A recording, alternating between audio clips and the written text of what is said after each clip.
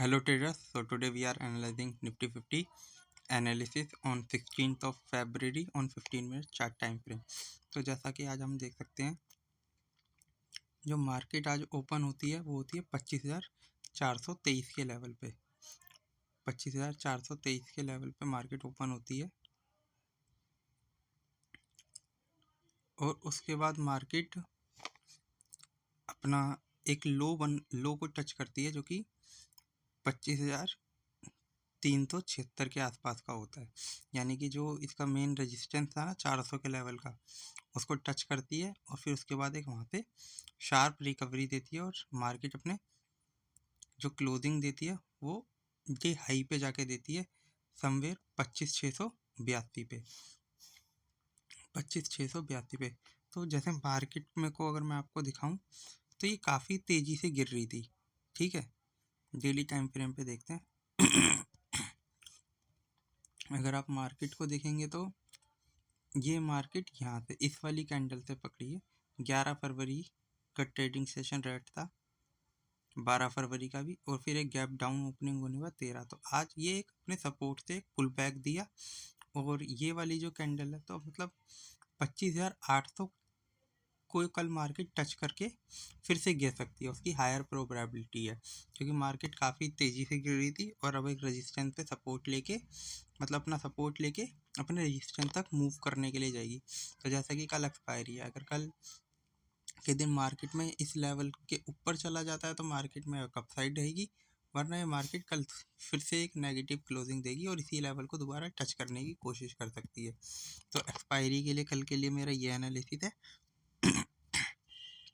और मैं अब आप लोगों से है ना आज के जो अच्छे गेनर स्टॉक थे ना उनके चार्ट पैटर्न को थोड़ा डिस्कस करना चाहता हूँ।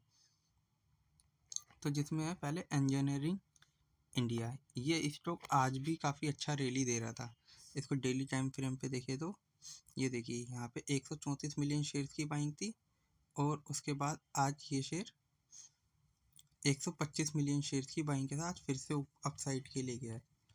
तो मे बी समवेयर इसके अंदर और भी अच्छा पोटेंशियल रहे और ये अपना यहाँ पे रेजिस्टेंस फेस कर सकता है। मगर अभी जिस लेवल पे है तो मतलब 440 के आसपास ये अपना रेजिस्टेंस फेस कर सकता है, एक अच्छा ऐसा स्ट्रॉन्ग रेजिस्टेंस फेस करेगा। और फिर इसके बाद देखते हैं स्ट्रेट इसके अंदर क्या मूवमेंट आता है। तो अभी इसने जब यहाँ से रैली देना शुरू किया था इस स्टॉक ने, तब ये 210 पे रेजिस्टेंस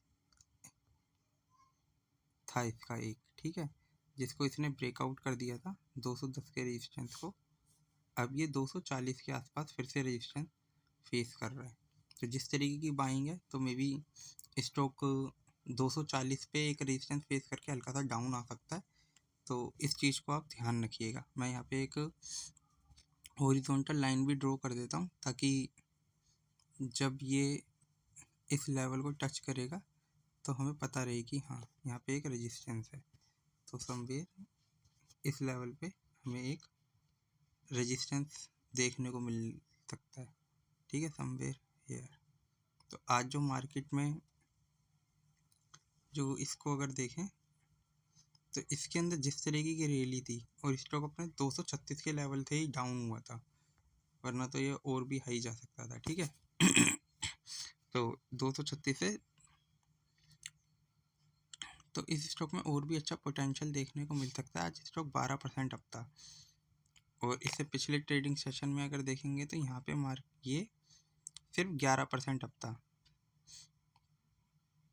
तो इसमें और भी अच्छी तेज़ी आ सकती है। आज स्टॉक अपने 200 के लो से 236 तक गया था, तो एक ह्यूज अपॉर्चुनिटी दे रहा था ये इंट्राडे के अंदर। तो इसको अपने रडार पे रखिएगा, ठीक है। इसके बाद जो स्टॉक मैं आप लोगों से डिस्कस करना चाहता हूँ उसका नाम है नेटको फार्मा।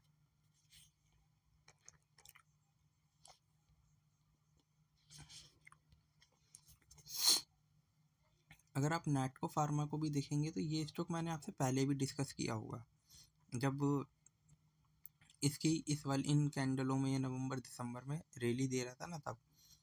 अब ये देखेंगे तो ये स्टॉक ना डबल बॉटम बना चुका है यहाँ पे, ठीक है। और इस स्टॉक को मैं आपको पैटर्न दिखाता हूँ पहले।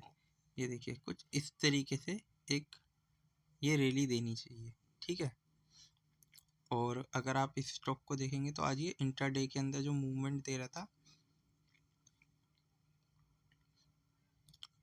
828 के लो से 932 तक गया था। ऑलमोस्ट 10% की रैली दे रहा था इंट्राडे के अंदर, और स्टॉक 7% अप पे जाके क्लोज हुआ है आज। जो इसका क्लोजिंग प्राइस है वो 881 है, और जो हाई था वो 932 का। तो एक अच्छी अपॉर्चुनिटी दे रहा है। बट अगर हम देखें तो यहाँ पे इस स्टॉक के अंदर एक रेजिस्टेंस देखने को मिल रहा था, तो जिसकी वजह से ये स्टॉक आज फिर से डाउन आने लग गया। बट ये मुझको रेजिस्टेंस थोड़ा छोटे लेवल का ही लगता है, तो ये यहाँ से एक बारी इसको अगर ब्रेक करता है, ठीक है, अपने इस वाले रेजिस्टेंस को ब्रेक कर देता है, तो स्टॉक एक अच्छी रैली के लिए निकल सकता है। तो इस स्टॉक को अपने रडार पे रखिएगा, ठीक है। और स्टॉक को अपने रडार पे रखना चाहिए, और देखते हैं आगे के लिए क्या मूवमेंट रहती है। तो इसमें 22 मिलियन शेयर की बाइंग और सेलिंग थी। और अगला स्टॉक जो मैं आप लोगों से डिस्कस करना चाहता हूँ ना, वो है जेई पावर इंडिया। इस स्टॉक को भी अगर हम देखें तो ये भी लगातार 3 ट्रेडिंग सेशन में रैली दे चुका है, 12 फरवरी को भी, 13 फरवरी को भी, और आज ये अपना 16 तारीख को भी। तो ये स्टॉक देखें तो इसमें भी एक रैली सी दिख रही है। स्टॉक ने काफ़ी अच्छी रैली दी है। अगर मैं आपको दिखाऊं, ये 3 ही ट्रेडिंग सेशन के अंदर एक अच्छे खासी अपसाइड पे चला गया स्टॉक। ऑलमोस्ट 35 से 36% की रैली दे गया है। और देखा जाए तो स्टॉक के अंदर कोई मेजर रेजिस्टेंस नहीं देख रहा है को मिल रहा है। स्टॉक में भी और अच्छी रैली दे सकता है यहाँ से। तो इस स्टॉक को अपने रडार पे रखिए, ये में भी 600 के लेवल को भी क्रॉस कर सकता है।